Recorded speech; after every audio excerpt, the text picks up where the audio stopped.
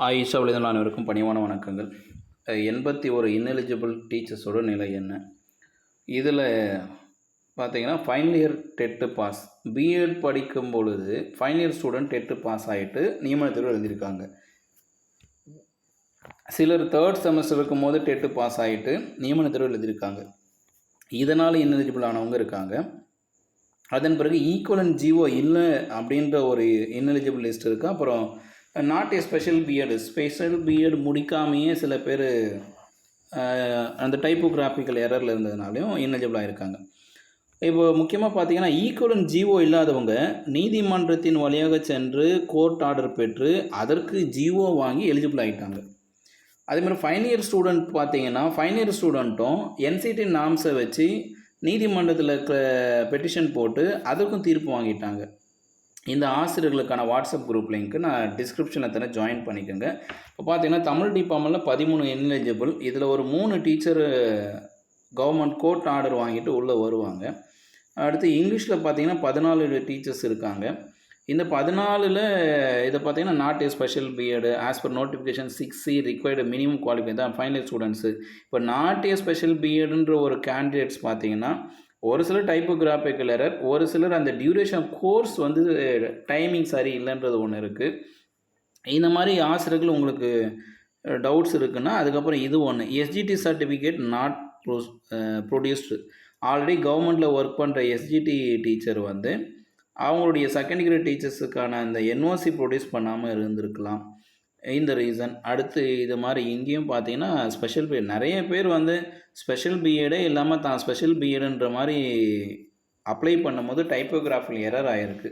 So இவர்களெல்லாம் பார்த்தீங்கன்னா நீதிமன்றத்தின் வழியாக சென்று நான் அப்ளை பண்ணும்போது தவறாக அப்ளை பண்ணிட்டேன், அதனால் எனக்கு என்னுடைய ஜென்ரல் பிஎடுக்கு எலிஜிபிள் க்ரைட்டீரியாவில் வேலையை கொடுங்க அப்படின்ற மாதிரி நீதிமன்றத்தோட அணுகுதல் இருக்குது. இந்த மாதிரி வகையில் நீங்கள் ஆர்டர் வாங்கியிருக்கீங்கன்னா இந்த வீடியோக்குள்ள டிஸ்கிரிப்ஷன் கொடுத்த வாட்ஸ்அப்பில் ஜாயின் பண்ணிவிட்டு அந்த வாட்ஸ்அப்பில் உங்களுடைய என்ன நிலைப்பாடுன்னு தெரிவிங்க. இது மற்ற ஆசிரியர்களுக்கும் தெரியணும்.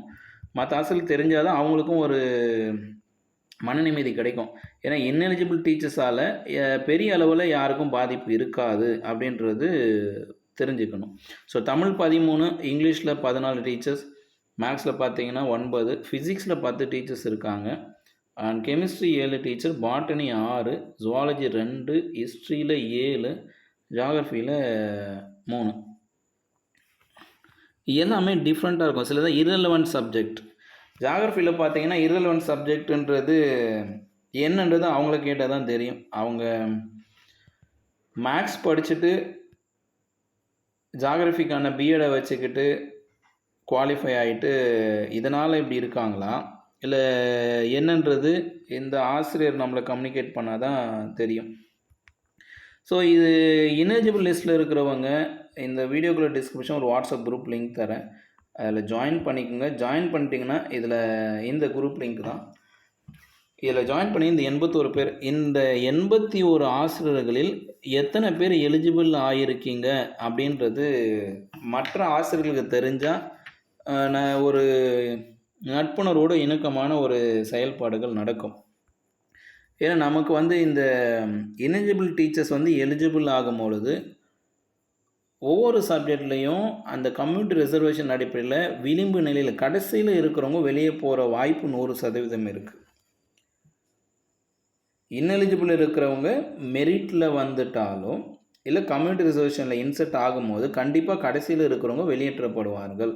அப்படி இந்த 81 பேரில் எத்தனை பேர் நீதிமன்றத்தை நாடி நீங்கள் கோர்ட் ஆர்டர் வாங்கியிருக்கீங்களோ நீங்களும் இந்த குரூப்பில் ஜாயின் பண்ணிக்கோங்க. இந்த குரூப்பில் ஜாயின் பண்ண இன்எலிஜிபிள் இருக்கிறவங்க சிலர் இன்எலிஜிபிளில் தான் இருப்பாங்க, சிலரெல்லாம் நீக்கவே முடியாது. ஏன்னா அது அப்படி தான். ஏன்னா சர்டிஃபிகேட்டும் ஏரரு, அவங்க அப்ளை பண்ணதும் ஏரரு, குவாலிஃபிகேஷனும் கிடையாது அப்படின்றதெல்லாம் சில இதெல்லாம் இருக்குது. ஸோ 81 இன்எலிஜிபிளும் எலிஜிபிள் ஆகிடாது. இப்போதைக்கு ஒரு குறிப்பிட்ட அளவில் எலிஜிபிள் ஆகியிருக்காங்க. அந்த ஆசிரியர்களோட மட்டும் நம்ம தரவுகளை பார்க்கலாம். அடுத்து இந்த கோர்ட் ஆர்டர் வாங்கினவங்க யாரெல்லாம் கோர்ட் ஆர்டர் வாங்கி எலிஜிபிள் ஆகிருக்கீங்களோ அவங்களுக்கு நான் அடுத்த வீடியோவில் டிஸ்கிரிப்ஷனில் லிங்க் தரேன், ஜாயின் பண்ணிக்கோங்க.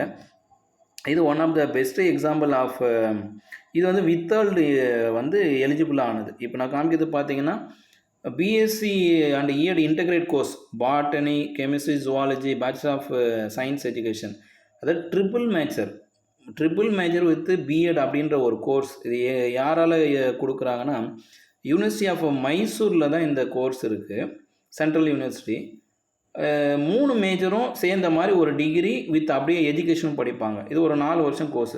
BSc and Ed integrated course 4 வருஷம் கோர்ஸ். இந்த 4 வருஷம் கோர்ஸில் கெமிஸ்ட்ரி, பாட்னி, ஜுவாலஜி 3 சப்ஜெக்ட் சேர்ந்த மாதிரி மேஜர் சப்ஜெக்ட் எல்லாம் செமஸ்டரில் எக்ஸாம்ஸ்க்கு வரும், எஜுகேஷனும் வரும். ஸோ இந்த மாதிரி டிகிரி படித்தவங்களுக்கு வித்தல்டு போட்டிருந்தாங்க.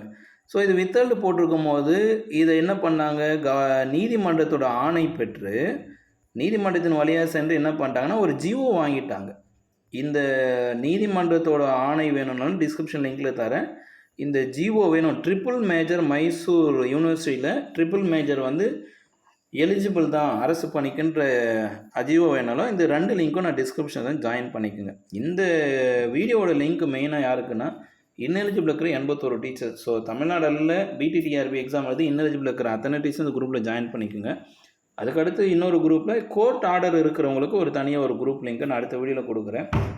ஏன்னா கோர்ட் ஆர்டர் இருக்கிறவங்க உங்களோட கோர்ட் ஆர்டர் கொடுத்தா தான் இதை கொஞ்சம் நம்ம ஆசிரியர் சமுதாயத்துக்கு தெரியப்படுத்தணும்.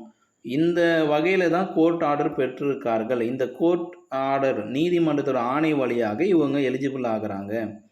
டிஆர்பி உங்களை எலிஜிபிள் பண்ணாலும் தகுந்த ஆதாரங்கள், சான்றிதழ்கள், அரசாணைகள்லாம் கொடுத்து எலிஜிபிள் ஆகியிருக்காங்க. அதனால் இவங்க செலெக்ஷன் லிஸ்ட்டுக்குள்ளே வரப்போகிறாங்க, அரசு பணியில் அமருவார்கள் என்ற ஒரு உண்மையை வந்து மற்ற ஆசிரியர்கள் தெரிஞ்சுக்கிட்டால் நிறைய விஷயங்களுக்கு ஒரு முற்றுப்புள்ளி வைக்க முடியும். மீண்டும் இது போன்ற ஒரு தகவலோடு சந்திக்க இது ஆயிஷாவின் யாதும் ஊரே அவருக்கிறேன்.